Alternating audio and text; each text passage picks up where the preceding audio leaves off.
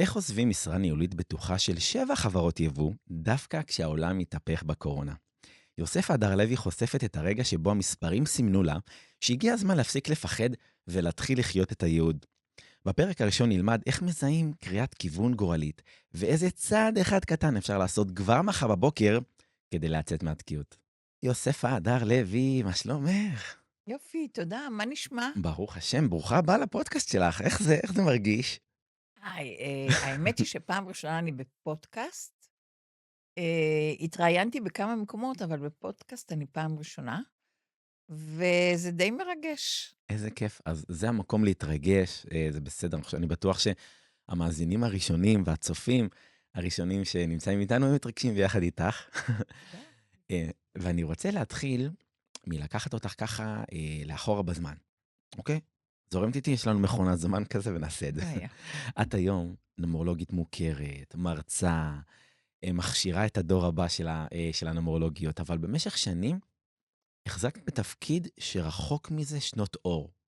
עכשיו, אני רוצה שתיקחי אותנו ליום טיפוסי שלך, כמנהלת של 7 חברות יבוא. איך נראה הלחץ? מה הציפיות? איך נראה היום של יוספה? אז, וואו. אז מגיעים בבוקר, ויש המון אימיילים מכל מיני חברות בעולם, שאנחנו עוסקים איתם, זה בינלאומי. כן. כן, כי זה יבוא בינלאומי באמת, ויושבים על האימיילים, ומתחילים גם להגיע סחורות. אז נמל אווירי, נמל ימי, קונטיינרים, וצריך לתת את המסמכים לכל מיני נמלים, לשחרר סחורות. סחורה הגיעה, סחורה לא הגיעה. די בלגן. וכמובן, המחלקות. מתי תגיע לי הסחורה? איך היא תגיע? היום, מחר, אולי היא נעצרה בנמל, הכל יכול להיות. זה באמת יום משוגע, לא פשוט, אבל כן, לומדים לאט-לאט לנהל את זה כמו שצריך. וכמובן, זה כולל גם את המסמכים מהבנק, לרוץ לבנק, לחתום על מסמכים, לחזור למשרד, להמשיך את כל התהליכים לשחרור במכס, לשחרור הסחורות, וסחורה מגיעה למחסן, הרבה טכני. כאילו, המון, וצריך לתמחר את הכל. תגידי, אבל בתוך כל העולם החומרי הזה, את למדת, כאילו נומרולוגיה במשך 6 שנים, תוך כדי שאת גם שכירה נכון, ביום, נכון. וכאילו נמצאת בעולם של הנומרולוגיה בערב ובלילה. תתארי לי את החיים הכפולים האלה. מה, הסתרת את זה מהבוסים? את כבר היית במקום אחר והרגעת שאת משחקת תפקיד שאת כבר לא רוצה לשחק בבוקר? מה היה שם? שאני בכלל התחלתי עם אסטרולוגיה. Mm, מאוד עניינה אותי תורת הכוכבים, ומאוד אהבתי את זה. אני זוכר את המדור ההורוסקופ של פעם, בכל בדיוק, עיתון, בכל כן. מקומון היה הורוסקופ. ואחר כך שהתוודעתי לנומרולוגיה, לא יכלתי לעצור מללמוד אותה. מה משך אותך שם? מה ככה? ירדו לי המון סימונים. מה קרה לי? מה עברתי? איזה תהליכים אני עוברת גם? את בעצמך. איזה תהליכים אני עומדת לעבור, אוקיי? וזה מאוד מאוד סקרן אותי. אז אפילו שהייתי צריכה ללמוד גם בבקרים לפעמים, הייתי מאחרת לעבודה, ולא היה אכפת לי שיורידו לי את זה מהשכר. מרוב שזה ממש... מרוב שזה סקרן אותי מאוד. וככה 6 שנים למדתי את הנומרולוגיה, ואחר כך, אחרי שסיימתי ללמוד בראשון לציון, קראו לי לדגל. אמרו לי, אנחנו בוחרים אותך שאת תלמדי במכללה בראשון. וואו. הייתי קצת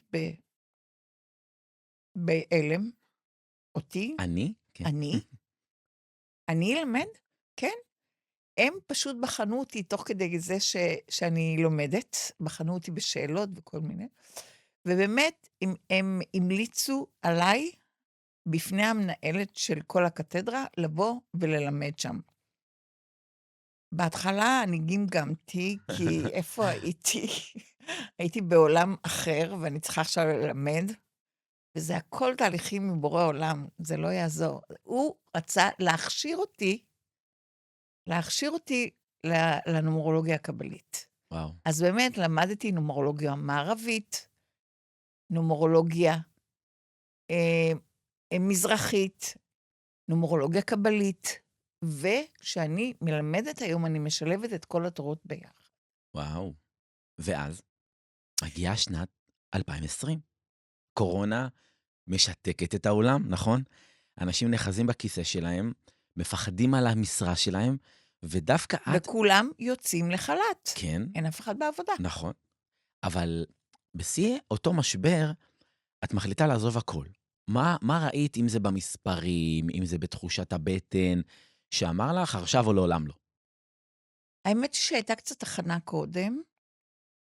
ראיתי שנכנסים צעירים לעבודה וכל זה, והבוסים הם כבר לא אותם אנשים שהיו, אז אמרתי, אני הולכת על זה, Hmm, בכל הכוח. בכל הכוח. ואז התחיל הלימוד היותר מסיבי בזום. אז אני אמרתי, אני אתחיל גם ללמד בזום, כי כבר היה לי רזומה של מורה. וככה התחלתי גם ללמד קבוצות, גם בזום וגם אצלי בבית.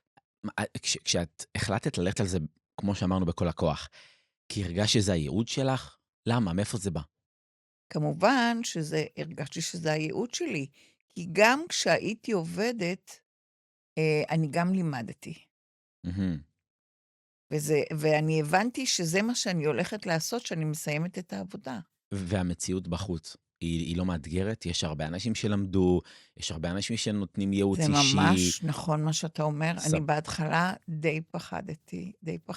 את עוד בכל אחד זאת, אני אחת ואני גם לא כל כך מפורסמת, כי כשעבדתי במכללות פרסמו אותי. אהה. אני לא הייתי צריכה לפרסם. הם פרסמו אותי ושיווקו אותי. אז אני הייתי באה רק ללמד. אבל עכשיו אני צריכה את כל העבודה הזו לעשות לבדי. אז גם לפרסם, וגם לשווק את עצמי, וגם לקבל תלמידים, וגם ללמד. ולעשות את זה באמצע החיים, כאילו זה לא עכשיו... זה קצת, כן, באמצע החיים. זה מפחיד. נכון? בהתחלה פחדתי. איך מתגברים על פחד כזה? כי אני בטוח שהמאזינים שלנו גם. ואז אני החלטתי שמי שקרוב אליי יבוא ללמוד אצלי. אם זה בני דודות, Mm, אם זה חברות.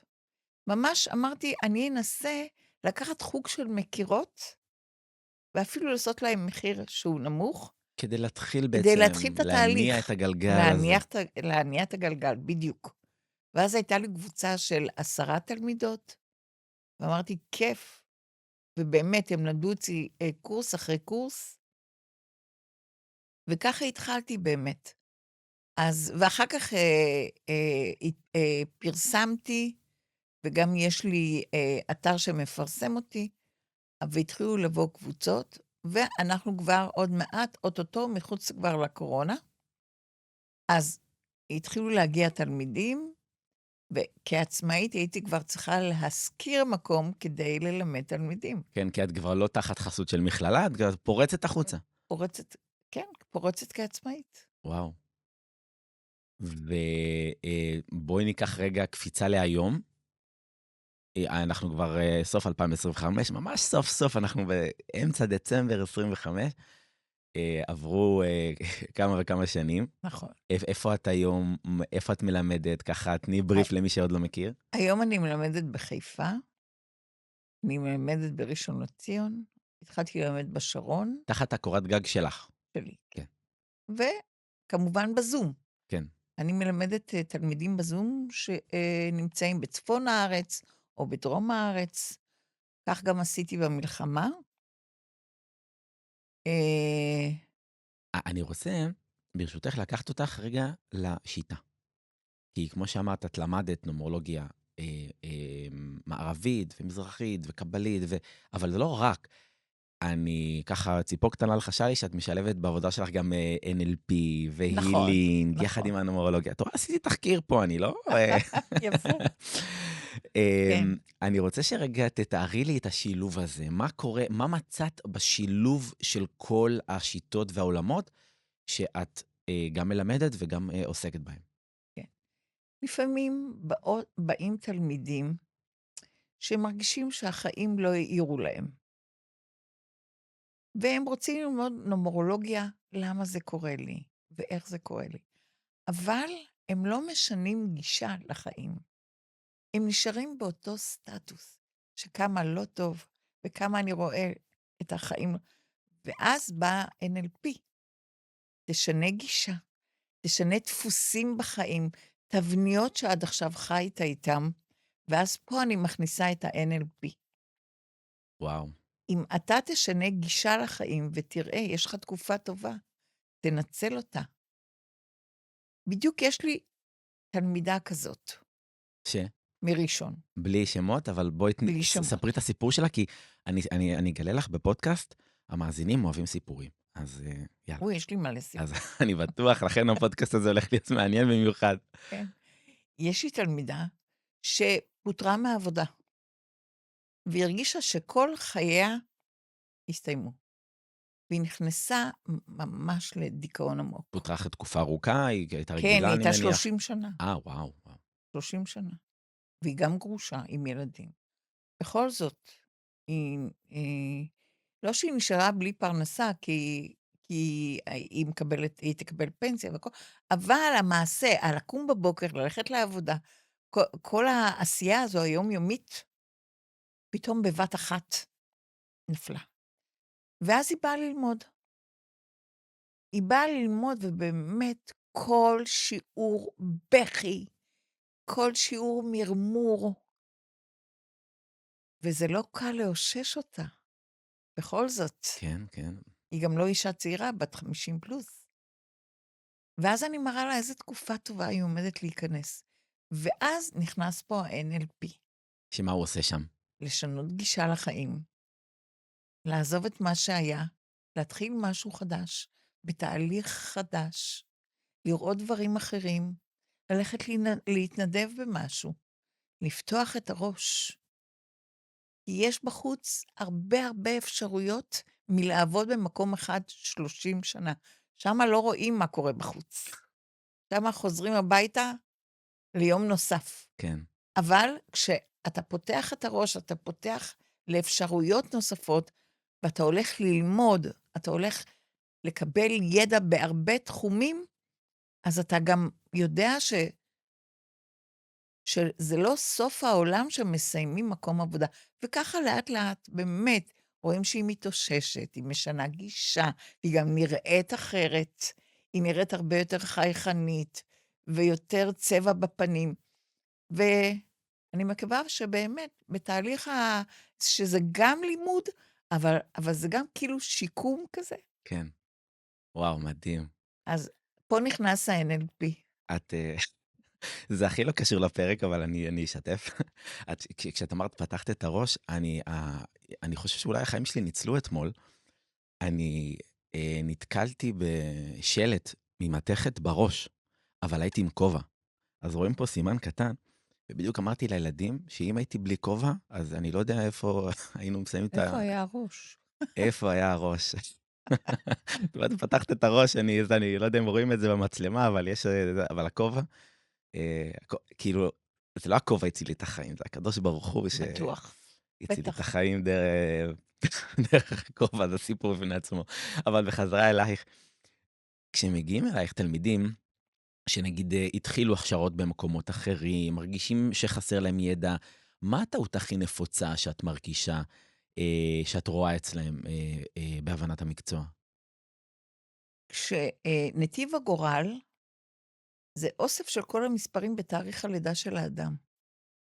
אז יש 9 נתיבי גורל, ובדרך כלל מלמדים שאחד זה עצמאי, 2 זה רגיש, 3 זה הילד הנצחי, 4 זה המקובע. אני לא רואה את זה כך. אני משלבת את כל המספרים בתאריך הלידה. אוקיי. כי יש תלמידים שאומרים לי, אני לא מרגישה שנתיב הגורל שלי כל כך מתאים לי. אני מרגישה שמספרים אחרים מתאימים לי. וכשאנחנו בוחנים את זה, אנחנו רואים שיש לה למשל פעמיים 4, היא מאוד אוהבת לעבוד, היא מאוד שמרנית, ונתיב הגורל שלה, למשל, הוא 9. היא אומרת לי 9, אומרים לי שאני רואה את כל העולם שונה וכל... אז אני אומרת, לא, תסתכלי גם מה שיש לך מחוץ לנתיב הגורל. מה גרם לך לראות אחרת את המספרים שכולם רואים בצורה מסוימת? תוך כדי שלמדתי אצל המורה שלי, ואני הראיתי לו שחיבור היום והחודש זה ממש חלק ממהות האדם. אז הוא אומר לי, אני גם מכניס את זה כבר לחלק מהלימוד, שזה ממש נכון. כל מספר בתאריך הלידה הוא חלק מהאופי של האדם. אתה זוכר שאתה אמרת לי שנולדת ב-24 כן. לשלישי. ה-24 לשלישי לפעמים עובד רובוטית. 24 לשישי לפעמים עובד רובוטית, נכון. 24 לחודש לפעמים הוא עובד רובוטית. הוא כל כך טוב, שמה שמבקשים ממנו לפעמים הוא עושה באופן אוטומטי. עד שהוא מודע לזה. ברגע שהוא מודע לזה, אז הוא יכול לעבוד על זה. אבל אני בטוחה אם הבן שלך או הבת שלך יגידו לך, אבא, אני רוצה את זה עכשיו, זה כמעט יהיה עכשיו. אתה יכול לספר. כן, כן, וואו, אני לא יודע אם רואים, כאילו מי שרק צופה, שיפתח את הוידאו, רואים על הפרצוף שלי, כן, זה ככה, זה ממש ככה. אנחנו נמצאים בתקופה מורכבת בישראל, אחרי שנתיים קשות של מלחמה, בתחילת תקופת המלחמה, תקופת הפינוי, את לימדת גם בצפון וגם בדרום מפונים, אמת. ורציתי ככה לדעת בתור מי שגם היה מפונה, אבל לא רק, אנשים איבדו את הבית, איבדו לפעמים אנשים יקרים להם. אתה נותן לי לבכות. איבדו את הביטחון. איך הם מגיבים לנומרולוגיה? זה לא היה נתפס להם כאילו בתור משהו מנותק? ממש לא. כמה חודשים אחרי המלחמה, כי בהתחלה זה היה שוק, הרבה בכינו, הרבה התרגשנו, לא היה פשוט. כמה חודשים אחרי המלחמה רציתי לעשות משהו למען המפונים, גם בצפון וגם בדרום. ובאמת ביקשתי מבורא עולם, תיתן לי אנשים לעזור להם. אחרי שבוע התחילו להגיע אנשים מהדרום, מהעוטף, וגם קריית שמונה, כן, שלומי, צפון, כל כן, האזורים האלה, כן. כל המפונים. והם באו גם כדי קצת להשתחרר מהמועקה, וגם לדעת מה עומד לקרוא להם. אם הנומרולוגיה יכולה לתת קצת תחזית קדימה. כן. ובאמת, כמה כאלה מהדרום, היו גם עם ילדים, שהילדים האלה עד היום קצת בטראומה, שהחביאו אותם בארון, ועד היום הצלצולים של אללהו אכבר, זה לא פשוט. לא פשוט בכלל. לא פשוט. ולמדו, והחכימו, והבינו מה עומד לקרוא, מה קרה, מה היה שם. כנ"ל גם לגבי המפונים מהצפון. המפונים מהצפון פשוט עברו יותר למרכז. כן, נכון. אז היו לי כמה כאלה מנתניה, ששכרו בנתניה. וגם הם עברו, אומנם הם לא עברו כמו הדרום, כן, כן. אבל זה שונה, אבל ניתוק זה ניתוק מהבית, מהבית. ניתוק מהסביבה. בדיוק. מנותקים, לא עובדים, לא... כן. בחוסר מס. וואו, את אומרת על ילדים שקופצים, יחביאו אותם, כאילו, עד היום, אני לפעמים, את יודעת, שומע, אז יכול להיות אפילו, כאילו, התחלה של שיר, או אופנוע שנותן גז. אני מאמינה. השבריר שנייה הראשון מקפיץ אותך, מקפיץ אותי, לרגעים שהכדורים שרקו מחוץ לחלון, ואני יודע שומע את האזעקות ושריקות של כדורים, זה טראומטי. לא יודע אם אני אמשיך לחיות, אם הילדים שלי ימשיכו לחיות, כן, הרבה רעשים, לי באופן אישי לפחות, מחזירים לרגעים הלא פשוטים האלה, וכן, זאת התמודדות לא רק בזמן הפינוי, זאת התמודדות שאנחנו נמשיך להתמודד איתה אני מאמינה. כן, גם זה לא פשוט. תקופה. בחזרה, בחזרה אלייך, תראה איך העולם שלנו איך בנוי. העולם, אנחנו חיים במדינת העולם הזה. ישראל והכל פה, וואו. למאזינה, שיושבת עכשיו במשרד, אולי בהייטק, אולי בניהול, איפה שהיא נמצאת, ומרגישה את מה שאת הרגשת לפני הקורונה, שהיא לא במקום הנכון. איזה סימן נומרולוגי פשוט, אם זה מהמספרים של התאריך לידה, או איזשהו סימן אחר שאת יכולה לתת, שיכולה לבדוק כדי לדעת באמת אם היא בשנה של שינוי, אם נכון לשינוי. בודקים את זה באמת לפי השנה האישית. באיזה שנה אישית נמצא הבן אדם, ובאיזה מחזור בחיים הוא נמצא. כל 9 שנים אנחנו מסיימים מחזור חיים, ומתחילים מחזור חדש.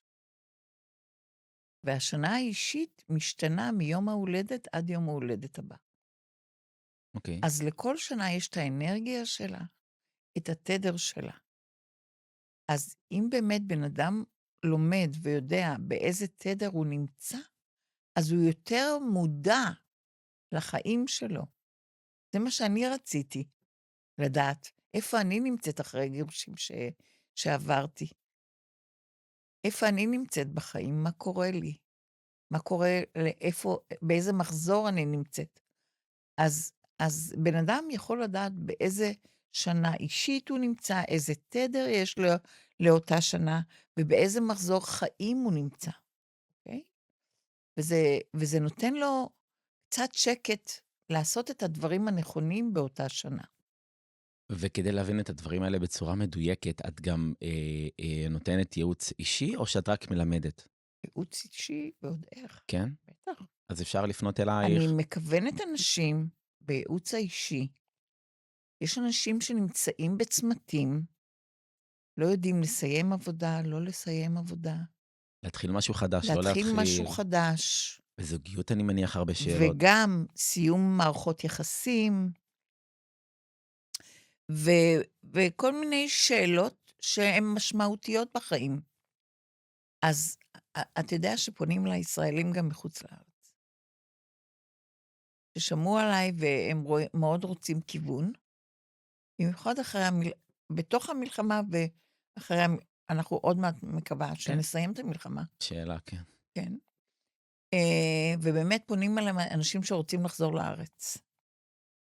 האם זה התקופה? האם זה הזמן?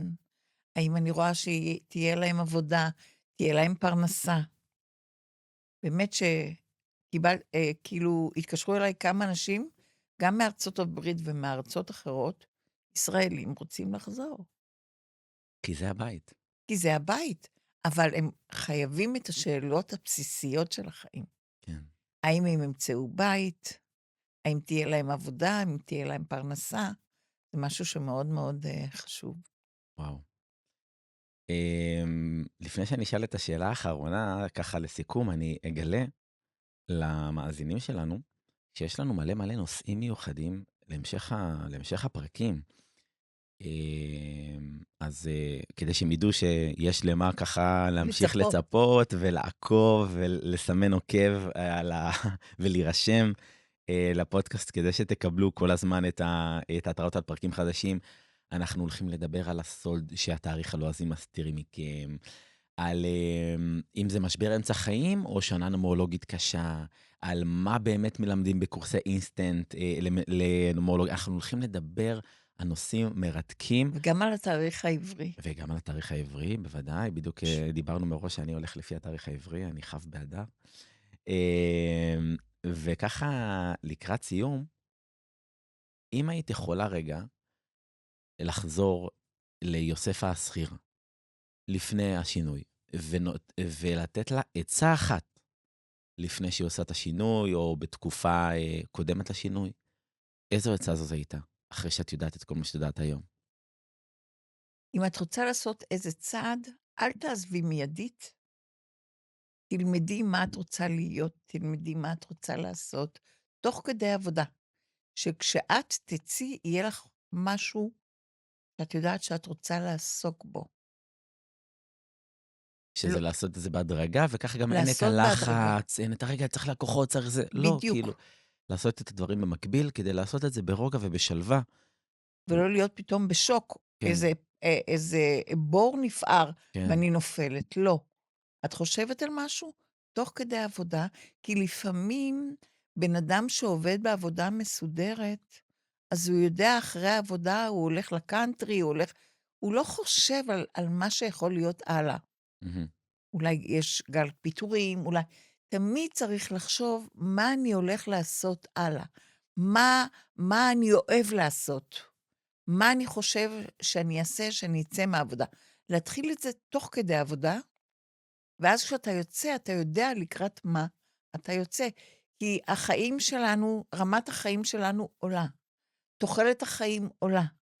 אנחנו לא מסיימים את החיים בגיל 60, שנהיה בריאים כולנו, אנחנו מסיימים אותם לפחות 80 או 80 פלוס, בעזרת השם לכולם.